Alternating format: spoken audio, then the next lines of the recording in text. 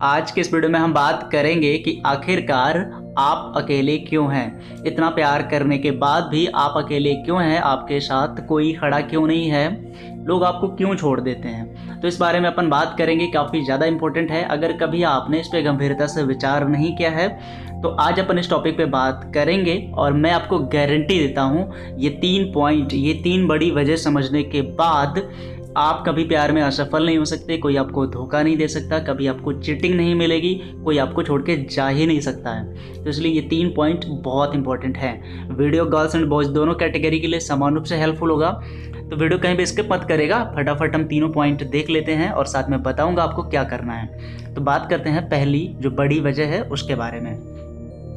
तो पहली जो बड़ी वजह है वो है सप्लाई ज़रूरत से ज़्यादा होना।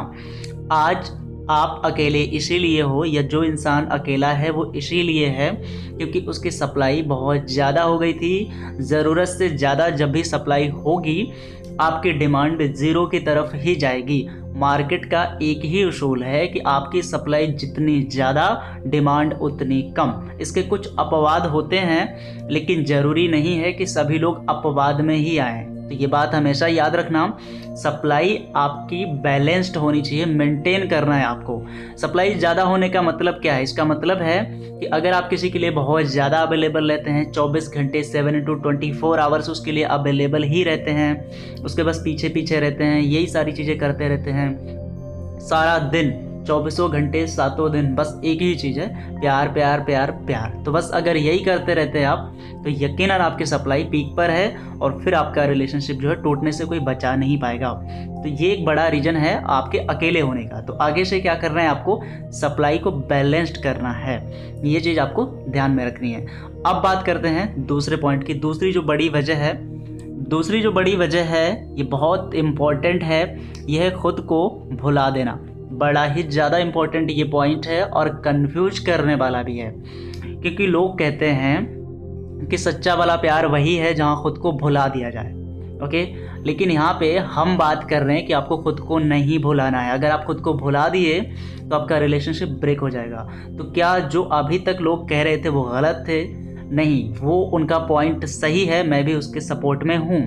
आपको खुद को भुला देना चाहिए, तभी आप प्यार कर पाओगे खुद का। या उनके कहने का सेंस ये है, आप अपने अहंकार को हटा दो प्यार में, उसको कहते हैं खुद को भुलाना। लेकिन हमने गलत सेंस निकाल लिया कि खुद को ही भुला दो, मतलब खुद को क्या देखना, खुद के लुक्स पे क्या ध्यान देना, खुद की बॉडी को क्या फिट रखना, खुद के लिए क्या कुछ करना, जो भी है बस पार्टनर है उसी के लिए करो, उसी के आगे पीछे रहो, उसी को सारा टाइम दो, अपने को कुछ नहीं देना है। क्या होगा स्टडी करके, क्या होगा करियर बना के, ये सब क्यों करें? जो भी है बस पार्टनर है, बस इसी में लगे रहो। तो ये नहीं करना है आपको। अगर आपने, याद रखना, अगर आपने खुद को भुला दिया, बस पार्टनर के लिए ही सारी चीज़ें करने लगे, तो यकीन मानो आपका पार्टनर एक दिन आपको छोड़ के चला जाएगा। मेरा कहने का मतलब ये है कि आप ऐसा कर रहे हैं, बार बार अपने पार्टनर के लिए बार बार अच्छी सी ड्रेसेस उसको गिफ्ट कर रहे हैं, अपने लिए एक छोटा सा ड्रेस भी नहीं लेकर आ रहे हैं, अपने लिए शर्ट भी नहीं लेकर आ रहे हैं, अपने लिए कुछ नहीं अगर कर रहे हैं, तो यकीन मानिए आप बहुत गलत दिशा में जा रहे हैं। तो ये एक बड़ा रीज़न होता है कि अपने पार्टनर पर ही सब कुछ लुटा देना, ये बहुत बड़ा गलत काम है, आपको नहीं करना चाहिए। आपको अपने ऊपर भी लुटाना है। गर्लफ्रेंड के ऊपर खर्च करो ठीक है, लेकिन अपने ऊपर भी करो, ये बहुत इंपॉर्टेंट पॉइंट है। अब बात करते हैं अगले पॉइंट की, जो तीसरा रीज़न है। तीसरा रीज़न तो बड़ा ही इम्पोर्टेंट है। तीसरा रीज़न है ईगो और एटीट्यूड का होना। अगर आप में ईगो एटीट्यूड है तो दुनिया का कोई भी साइकियाट्रिस्ट, दुनिया का कोई भी इंसान, इवन सीधे गॉड अगर आपके सामने आ जाए तो वो भी आपके रिलेशनशिप को नहीं बचा सकते। ईगो एटीट्यूड ये ऐसे दिमाग हैं जो आपके रिलेशनशिप को इस तरीके से खोखला करेंगे कि आपका रिलेशनशिप बहुत जल्दी धड़ाम होने वाला है। देखिए, अगर ईगो एटीट्यूड हमारे अंदर है तो सबके अंदर, लेकिन अगर रिलेशनशिप में हमारे है तो यहाँ पे बहुत ज़्यादा प्रॉब्लम होती है। ईगो एटीट्यूड की वजह से ऐसी लेयर्स बनती हैं कि वो लेयर इकट्ठी होती जाती है और इतना ज़्यादा इकट्ठा हो जाता है कि फिर इतनी बड़ी घटना घटती है कि आपने कभी सोचा भी नहीं होगा। फिर ब्रेकअप हो जाता है, डाइवोर्स हो जाता है, इस तरीके की अनहोनियाँ होती हैं। तो यहाँ पे आपको ईगो एटीट्यूड नहीं दिखाना है, रिलेशनशिप में कभी नहीं रखना है, अदरवाइज आप अकेले ही रहने वाले हो। तो इसलिए ईगो एटीट्यूड को ताक पर रख दो।